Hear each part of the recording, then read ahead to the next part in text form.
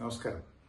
విచారణ అర్హత లేనటువంటి పిటిషన్ను వేసి మరొకసారి తెలంగాణ రాష్ట్రానికి, తెలంగాణ ప్రజలకు నీళ్లలో తీరని ద్రోహం చేసింది రేవంత్ రెడ్డి ప్రభుత్వం. ఈరోజు సుప్రీంకోర్టులో తెలంగాణ ప్రభుత్వం వేసిన పిటిషన్ డిస్మిస్ చేయడము, తెలంగాణ రాష్ట్ర ప్రభుత్వం తిరిగి మేము సూట్ రూపంలో వస్తామని చెప్పడం అంటేనే ఇది ఇవాళ రాష్ట్ర ప్రభుత్వం యొక్క పూర్తి వైఫల్యం. అదేవిధంగా గతంలో మీరు చూసినట్టయితే ఆంధ్రప్రదేశ్ ప్రభుత్వం పాలమూరు ఎత్తిపోతల పథకం మీద ఆంధ్రప్రదేశ్ రైతులతో కేసు వేయించి అందులో ఆంధ్రప్రదేశ్ ప్రభుత్వం ఇంప్లీడ్ అయి ఆనాడు మన పాలమూరు ఎత్తిపోతల పథకం మీద స్టే తెచ్చింది ఆంధ్రప్రదేశ్ ప్రభుత్వం. మరి మీరు పెట్టుకున్న మీ కాంగ్రెస్ ఎంపీ, మీ న్యాయవాది సింఘ్వి గారికి ఈ మాత్రం విషయం తెలియదా?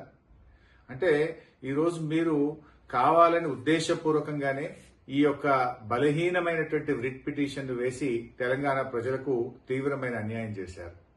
ఈ మాత్రం దానికి సూటు బూటు వేసుకొని ఉత్తమ్ కుమార్ రెడ్డి గారు నీళ్ల మంత్రి ఢిల్లీ దాకా పోవాల్సిన అవసరం ఉందా? ఢిల్లీ దాకా పోయి ఏం చేసిండు ఉత్తమ్ కుమార్ రెడ్డి గారు? వేసిన రిట్ పిటిషన్ విత్డ్రా చేసుకున్నారు. విత్డ్రా చేసి సూటు వేస్తాము అన్నారు. సూట్ అంటే మనకు తెలియందా?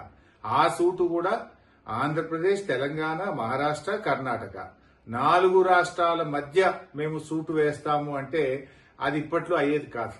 ఇంకా అది సంవత్సరాల తరబడి, దశాబ్దాల తరబడి పెండింగ్ లో పడిపోతుంది. అంటే పరోక్షంగా గోదావరి నల్లమల్ల సాగర్ ప్రాజెక్టుకు మీరు సహకరిస్తా ఉన్నారు.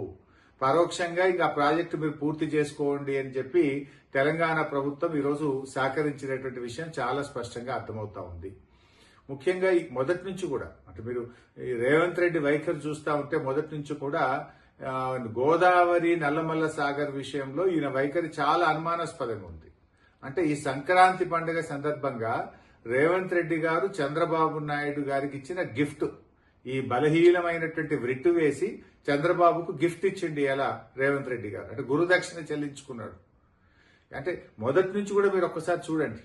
మొదటి నుంచి కూడా చూస్తే ఢిల్లీలో జరిగేటువంటి గోదావరి బనకచెర్ల మీటింగ్ కు పోననుకుంటూనే మీటింగ్ కు పోయిండు. ఎజెండాలో లేదంటూనే ఆ ఎజెండాలో బనకచెర్ల మీటింగ్ తో ఉన్న ఎజెండాలో సంతకం కూడా పెట్టిండు. సంతకం పెట్టనే లేదు అని బుకాయించే ప్రయత్నం చేసిండు. అంతేకాకుండా నేను కమిటీ వెయ్యను అని చెప్పి కమిటీ కూడా వేసిండు.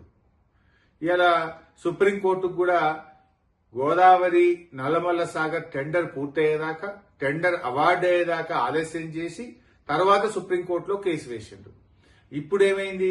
ఆ వేసిన కేసు కూడా బలహీనమైనటువంటి రిట్ వేసి దాన్ని విత్డ్రా చేసుకొని అది సూట్ వేస్తాం, మళ్ళా అది కర్ణాటక, మహారాష్ట్రం కూడా కలుపుతాము అంటే ఈ లోపు గోదావరి నల్లమల్ల సాగర్ ను పూర్తి చేసుకోండి అని పచ్చ జెండా ఊపడమే.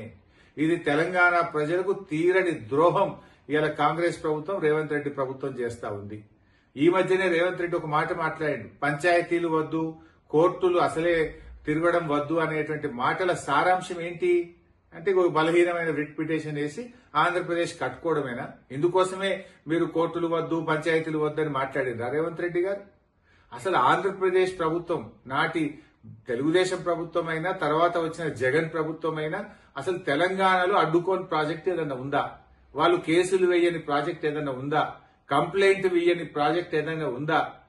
కేసీఆర్ గారు ఎంతో వ్యూహాత్మకంగా ఆయన అటు కాళేశ్వరాన్ని పూర్తి చేసి అనేక 8 ప్రాజెక్టులకు టీఏసీ క్లియరెన్సులు తెచ్చి ఇవాళ ప్రాజెక్టులు నిర్మించింది కేసీఆర్ గారు. కానీ ఇవాళ మీరు ఒకవైపు పాలమూరుకు అనుమతులు లేరు, ఇంకొక వైపు పోలవరం బనకచెర్లకు ఆంధ్రప్రదేశ్ కు పరోక్షంగా మీరు సహకరిస్తా ఉన్నారు. ఇది తెలంగాణ ప్రజలకు శాశ్వతంగా రేవంత్ రెడ్డి ప్రభుత్వం చేస్తున్నటువంటి తీరని ద్రోహం.